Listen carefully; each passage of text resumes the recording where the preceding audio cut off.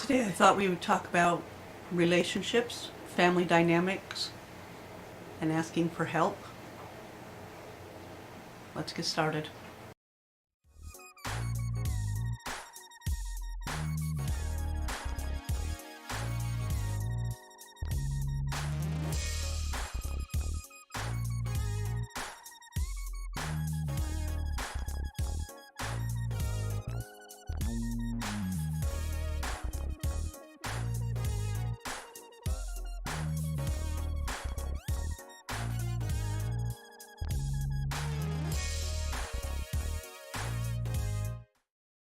Hi, welcome back to MS 24/7 365. It's really great to see you again.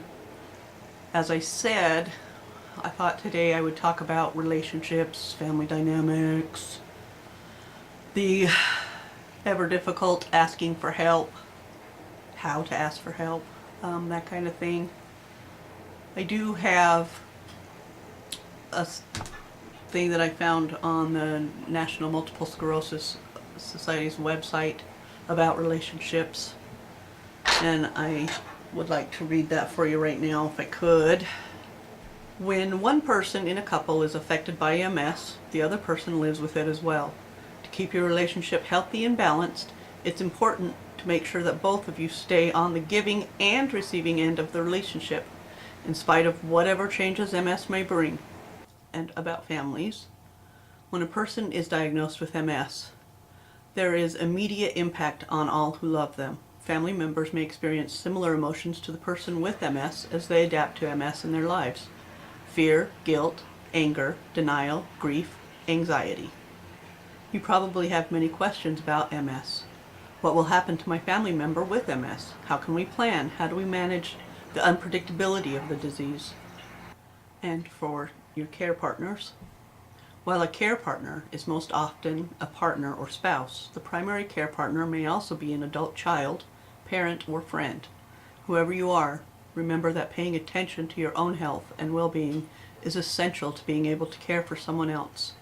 As a care partner, you likely cannot and should not handle everything alone. The most successful care partners welcome and appreciate the practical and emotional support of other people.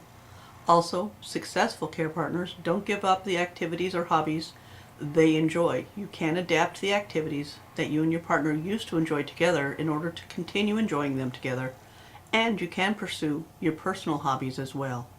If your loved one with MS needs full-time support while you take time away from home, ask family and friends for help. Other family members or friends are often willing, even pleased, to spend time with the person with MS.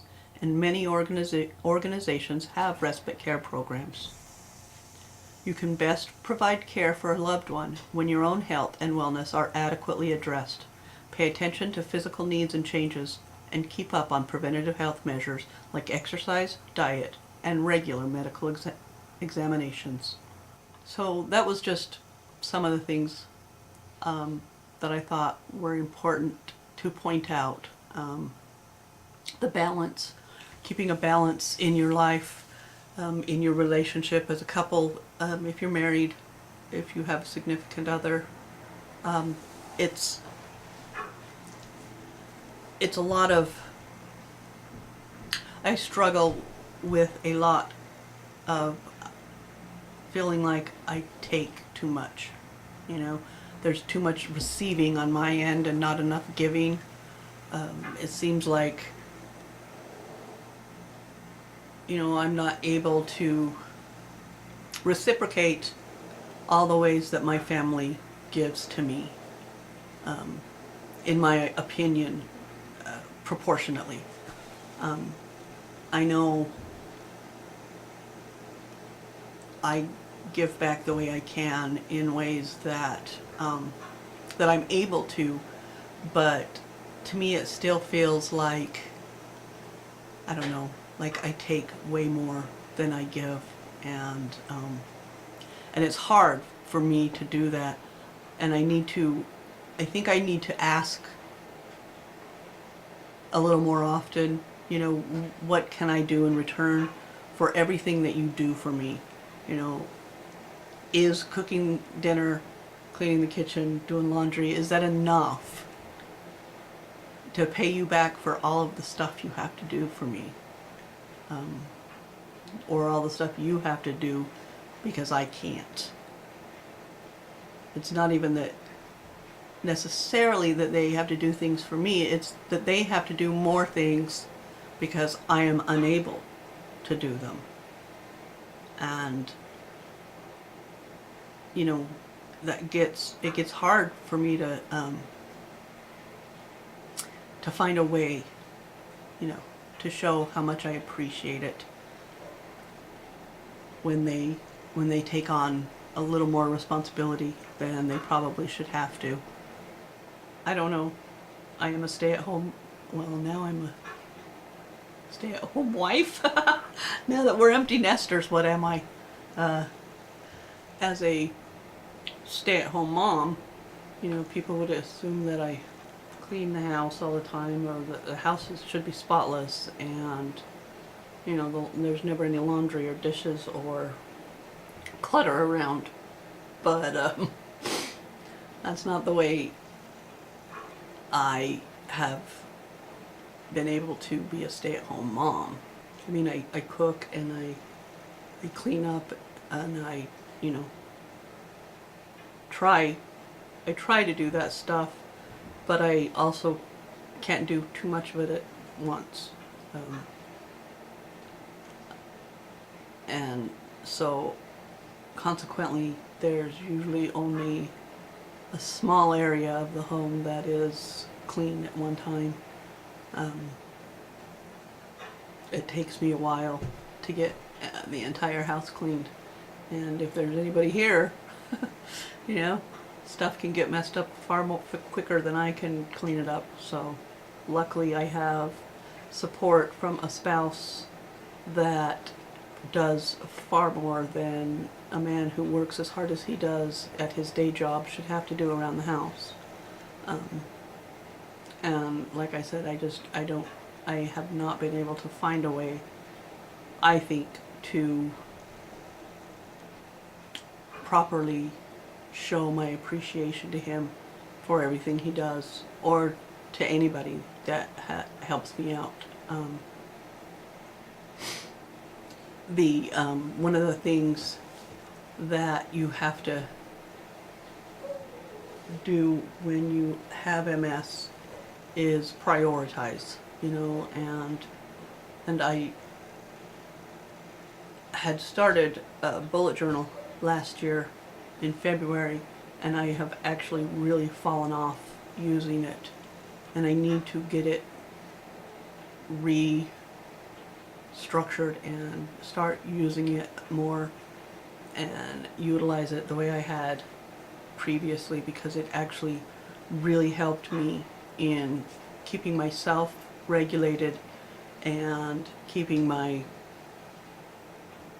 I don't know, it helped me to actually feel like I was participating and fully, you know, doing my part around the house.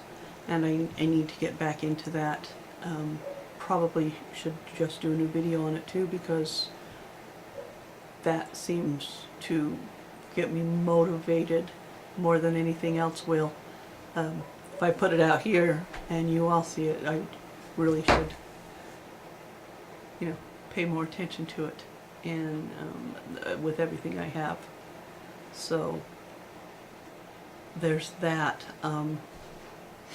One of the things that is talked about was that the entire family experiences the impact of multiple sclerosis when one person gets it. You know, I say everybody in this house has MS, including the animals, because like the dog, I'm not able to walk him as much if it's too cold or too hot. I can't walk him, and when I do walk him, I can't walk him very far anyway. The cat, I can't go up and down the stairs anymore to, you know, take care of the litter box and all of that stuff. So that falls on my husband. The walking the dog falls on the husband. I mean, I can do some stuff, but you know, some of it's just too much. I just can't. And I try to do what I can. I was talking to my husband last night. We were talking about the kind of grandma I am. I'm not the grandma that takes the kids to the park, or we don't go shopping, or, you know, we don't do a lot of running around and physical stuff because I can't. It's just, it's cool to me that, I mean, these little girls want to do this stuff that I do, and they don't seem to be too awful upset with me for not being a terribly active grandma. They like the kind of grandma I am, I guess. So, you know, we bake sometimes, and we cook, and we tell each other stories, and we do crafts, and we play video games and watch YouTube videos together and that kind of stuff. So I guess my kind of grandma is okay too. But my husband and I had an intense discussion about this when we first decided to get together, about the unpredictability of MS, and, you know, what might happen, and, you know, what if. And you know, it was hard to ask him those things. You know, we're just barely starting out a relationship. Making sure that they know that you appreciate them. You know, it's one of the things that I've often had a hard time doing was asking for help. I think I've said it before that my husband does a lot more around the house than probably a man who works a full-time job outside of the home, and works very hard. Should have to do around the house. It used to be when he would, or anybody else, would load the dishwasher. If I heard the dishwasher start, I would go in and stop it and check and make sure they had loaded it correctly, and if not, I would reload it. And then now I don't do that now. When my husband would fold the laundry, I would refold it, because of course he didn't fold it the proper way, or my way. I don't do that so much anymore. I do refold the towels because I like the way I fold. But I mean, I don't refold. If he's folded the laundry, I just put it away. I don't refold it anymore. I used to, which really, why ask for some help if you're not going to allow them to do it, unless it's something that really does have to be done a specific way. If they're going to help you, let them do it. Don't be following behind them. I have a hard time. I'm better now than I used to be. I used to really have a hard time asking for help and accepting it. I still don't do very well with it, but I don't know, every little bit's better.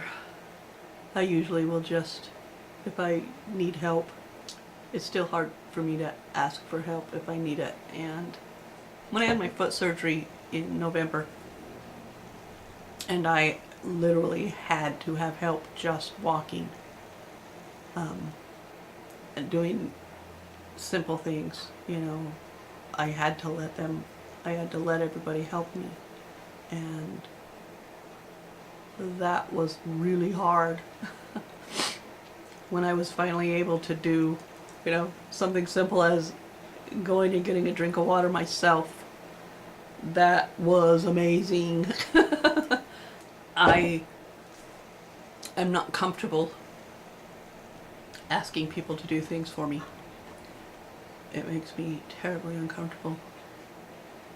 And so I tend to attempt more than I probably should.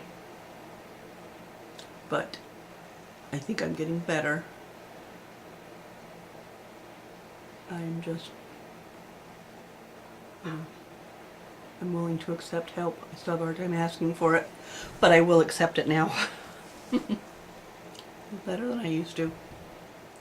Hey, thanks for hanging out with me today. Hopefully you learned a little something about MS and a little something about me. If you liked this video, hit the like button, and if you want to keep learning about MS with me, hit the subscribe button. I try to upload at least once a week. Remember, life doesn't stop just because you have to.